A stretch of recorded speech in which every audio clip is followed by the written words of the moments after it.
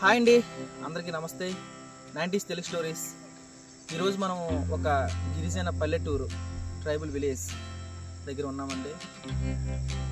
ఇటువంటి పరిస్థితుల్లో, ఇటువంటి మంచి మంచి వాతావరణంలో గిరిజన ప్రాంతం దగ్గర మనం ఉన్నాము. అసలు ఈ ఊర్లో ఎలా ఉంటుంది, వాళ్ళ జీవన విధానం కానీ, వాళ్ళు తినే ఫుడ్ కానీ, వాళ్ళు పండించే పంటలు కానీ, ఆ మనుషులు కానీ, అక్కడ ఇల్లు కానీ ఏ విధంగా ఉంటాయి, అసలు వాళ్ళు ఏ విధంగా జీవిస్తున్నారు, ఇక్కడ వాతావరణం ఏ విధంగా ఉంటుంది అనేది మీకు చూపించాలనుకుంటున్నానండి.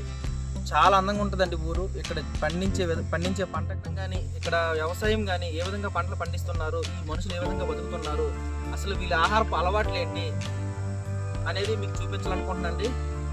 మనమైతే ఈరోజు ఒక ట్రైబల్ విలేజ్కి వెళ్ళిపోతున్నాం. చూస్తున్నారుగా, ఆ విలేజ్ మనం వెళ్ళిపోతున్నాం. చాలా కొండ మీద చాలా దూరంగా ఉంది. అక్కడ మనం వెళ్ళిపోతున్నాం. మీకు కూడా ఆ అందాలని, మనుషుల్ని, ఆ వాతావరణాన్ని, ఆ విషయాల్ని మీతో షేర్ చేసుకోవాలనుకుంటున్నాను. చాలా బాగుంటుందండి వీడియో, చూడండి. ఇంకెందుకు లేటు, పదండి మన ఊర్లోకి వెళ్ళిపోతాం.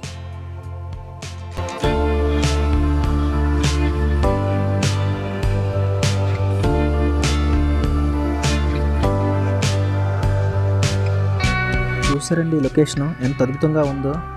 ఆ పచ్చని సీనరీ చూడండి. పచ్చని కొండల మధ్య, పచ్చని పొలాల మధ్య అందమైన ఒక ఊరు, ఒక గిరిజన గ్రామం. మనం చాలా విలేజ్ చూసామండి, కానీ ట్రైబల్ విలేజ్ ఎప్పుడైనా చూసారా? మీకోసమే చూద్దాం రండి.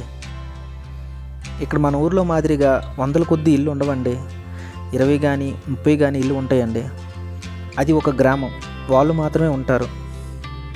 ఇక్కడ వ్యవసాయం చేసుకుంటూ, మంచి మంచి చిరుధాన్యాలు పండించుకుంటూ, కొండల మీద పండే అన్ని రకాల పండ్లను పండించుకుంటూ, వాటిని అమ్ముకుంటూ జీవన విధానం సాగిస్తారు.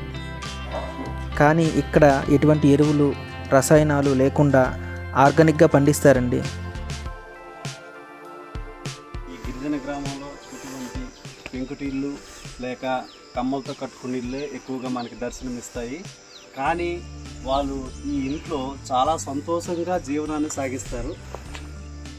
వాళ్ళకి ఎటువంటి భేదాభిప్రాయాలు లేకుండా వాళ్ళు ఈ యొక్క మట్టిళ్ళలో జీవనం చాలా సాఫీగా సాగిస్తారు. అదే మనకి ఎన్ని మేడలున్నా, మిద్దులున్నా సంతోషం అని లేకుండా ఉంటాము. అదేనండి వాళ్ళకి మనకి ఉన్న ఒక వ్యత్యాసం. అందుకే వాళ్ళు ఆరోగ్యంగా ప్రశాంతంగా ఉంటారు. మనము రకరకాల అనారోగ్యాల పాలైపోయి మనం జీవిస్తున్నాం. వీళ్ళు పండించే పంటలు సేద్యంతో, అంటే ఎరువులు లేకుండా స్వచ్ఛంగా ఆవు పేడ మరియు ఈ పెంట కుప్పలతో సేంద్రియ ఎరువుల ద్వారా ఆహార పంటలు పండించుకొని వాళ్ళు ఆహారంగా ఉపయోగిస్తారండి. అందుకే వాళ్ళు ఆరోగ్యంగా ఉంటారు సార్. ఇక్కడ పండే పంటలు రాగులు, జనుములు, కొర్రలు, చోలు, ఉలవలు, కందులు, ఇలా చాలా పంటలు పండుతాయి ఫ్రెండ్స్. ఇవన్నీ పోడు వ్యవసాయ పద్ధతిలోనే పండిస్తారండి. వరి కూడా బాగానే పండుతుందండి ఇక్కడ.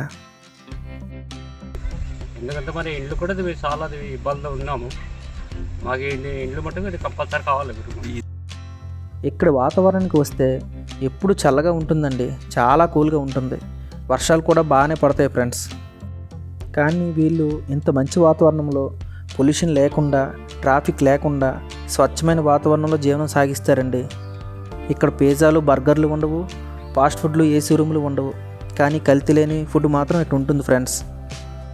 ఇలాంటి వాతావరణంలో బతకడం అంటే ఎంతమందికి ఇష్టం చెప్పండి? ఒకసారి కామెంట్ చేయండి. వాళ్ళు తయారు చేసే ఇస్త్రాకులు చూడండి ఫ్రెండ్స్. మనకి మేడలు, బంగ్లాల్లో లేని ఆనందం వీళ్ళ గ్రామాల్లో ఉంటుందండి. కలంసం లేని మనుషుల మధ్య కదా ఫ్రెండ్స్, బాగానే ఉంటుంది. చూడండి, మట్టి గోడల మధ్య పేడతో ఇల్లును శుభ్రం చేసుకుంటూ మన పాతకాలం పద్ధతిలాగా ఇప్పటికి కూడా కొనసాగిస్తున్నారండి. అదే మనకు ఆరోగ్యం కదండి. హాస్పిటల్కి వెళ్ళచ్చు కదా మరి, ఎక్కడే కదా ఇల్లు. ఎందుకంటే అది మలేరియా, టైఫాయిడ్ కింద వచ్చేస్తుంది. ఇక్కడ ఉండే పొయ్యి చూడండి ఎంత బాగుందో. మనం చిన్నప్పుడు చూసేవాళ్ళం ఇటువంటి దృశ్యాలు. ఇప్పుడు పిల్లలకి కట్టెలు పొయ్యి అంటే ఏంటో తెలియదు. చూడండి ఒకసారి, పొలంలోనే ఇల్లు, అక్కడే వ్యవసాయం చేసుకుంటూ ఎంత అద్భుతంగా ఉంటుంది ఈ జీవన విధానం. ఎందుకంటే ఏం కావాలి చెప్పండి? మీ ఊరి పేరు చెప్తారా? అగ్గిదుందూరు. మీరు ఎటువంటి జీవనం సాగిస్తున్నారు? మా జీవనం అంటే మామూలు రైతు పని చేసుకుంటా బతుకోవాలం.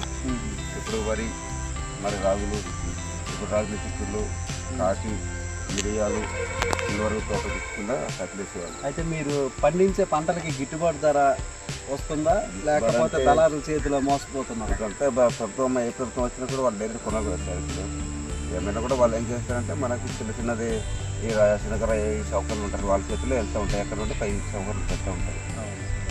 దాని ద్వారా మాకు మరి మీకు వ్యవసాయ మార్కెట్ యార్డ్లు అనే ఒక ఐటీడీఏ పరిధిలో చాలా రకాల ఇవి ఉన్నాయి కదా, మీరు మీ పంటని ప్రత్యేకంగా తీసుకెళ్ళి వాళ్ళకే గవర్నమెంట్కి అమ్మితే మీకు గిట్టుబాటు ధర లభిస్తుంది కదా? మాకు లభిస్తుంది సార్, కానీ ఏంటంటే ఆ సమయానికి డబ్బు అందుబాటు లేక ఇప్పుడు కొంతమంది అవసరాలకు పిల్లలు చదువుకోవచ్చు, లేకపోతే ఇంకా వేరే రకమైన ఒక ఇంటి ప్రాబ్లం వల్ల కూడా కావచ్చు. అప్పుడు వాళ్ళు ఏం చేస్తారంటే ఎంతో కొంతకనమాట మనకు వచ్చిన డబ్బుతో మన ఆరోగ్యం చెడిపోయిన పరిస్థితుల్లో కూడా వాళ్ళకి మెరుగుపరుచుకోవడానికి తొందరపడుతనంతో కొంత డబ్బులు ఇచ్చేస్తారు. ఎటువంటి ఆహారాన్ని తీసుకుంటారండి? ఆహారం మాకు ఇప్పుడు రాగి జావ ఉంటుందండి, రాగులు పండిస్తాం, దాంట్లో నుండి రాగి జావ, రాగి సంగటి, అలాగే మళ్ళీ జొన్నలు ఉంటాయి, మరి కొర్రలు, సామలు ఇవన్నీ ఉంటాయి. మరి వరి యొక్క వరి కూడా తినరా? అన్నం తింటాం కానీ మాకు క్వార్టర్ రైస్ కూడా వస్తుంటాయి గవర్నమెంట్ నుండి. వాటి నుండి మాకు పండే పంట నుండి కూడా కొంత మాకు వరి వస్తాయి. వాటి నుండి అలాగే ఆ రెండు కలిపి వరకు తినేవాళ్ళు ప్రాంతం నుండి ప్రజలు. ఇలా ఈ గ్రామంలో మన పాత నాగరికతను, మన పాత పద్ధతులను అనుసరిస్తూ జీవనం సాగిస్తున్నారండి. ఇంత మంచి వాతావరణంలో ఒక గ్రామాన్ని మనం సందర్శించడం, వాళ్ళతో మాట్లాడడం చాలా ఆనందంగా ఉందండి. మరొక వీడియోతో మీ ముందుంటాను. Please subscribe 90s Telugu stories. అందరికీ నమస్తే.